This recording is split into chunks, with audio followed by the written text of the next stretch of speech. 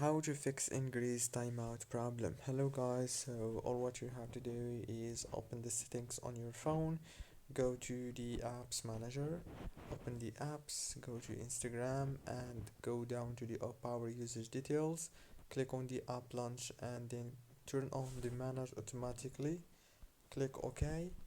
Now go down here, click on force stop and then go back to the app informations. Click again on this force stop. Now go back, open the Play Store now and search for Instagram and update it. You can do the same thing on iOS because it's same steps. So that's it. After that, restart your phone and reopen Instagram and the problem must be solved. Don't forget to like and subscribe, and thank you very much for watching this video until the very end. See you later. Thank you so much.